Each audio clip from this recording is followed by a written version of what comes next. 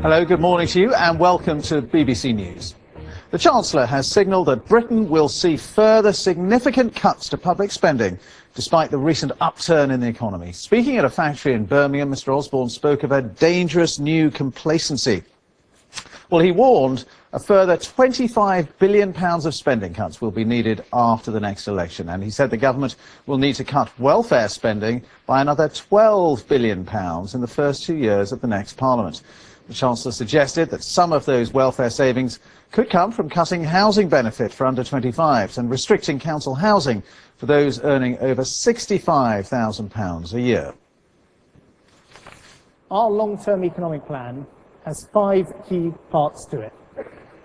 The first is to go on reducing the deficit so we deal with our debts, because that's the only way to safeguard our economy for the long term and keep mortgage rates low. We'd have to raise taxes so much we'd put our country out of business. Government is going to have to be permanently smaller, and so too is our welfare system. Now, when I took this job, Britain was borrowing more than £400 million every single day to pay for government spending. But as a result of the painful cuts we made, the deficit is down by a third, and we're borrowing nearly £3,000 less for every one of you and for every family in this country. That's the good news. The bad news is that there's still a long way to go. We're borrowing around £100 billion a year and paying half that money a year in interest just to service our debts.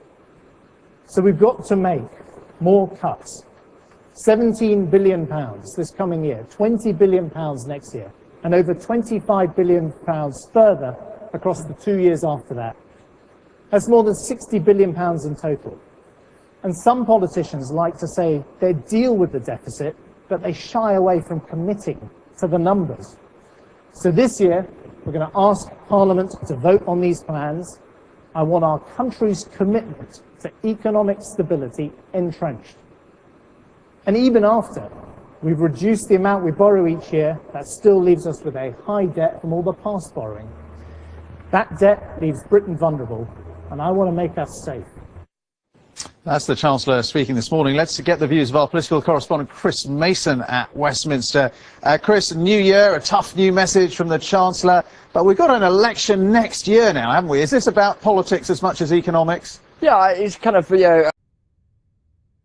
2 parts economics and 25 parts politics. What we've got from George Osborne this morning is an attempt to paint some very clear dividing lines between how he sees his stewardship of the economy in the coming years if he continues to be Chancellor in a Conservative government after the election, and contrasting it quite starkly with how he imagines that Ed Balls, the Shadow Chancellor, would do it if he managed to get that gig himself after the next general election. I think what was quite striking, we heard reference to it there in that extract, is the attempt from the Chancellor to create some big parliamentary moments in the next year or so where he can emphasise that dividing line. So there are going to be votes on these package of cuts that the Chancellor was fleshing out so that they can force Labour's hand. Do you back our cuts or do you not?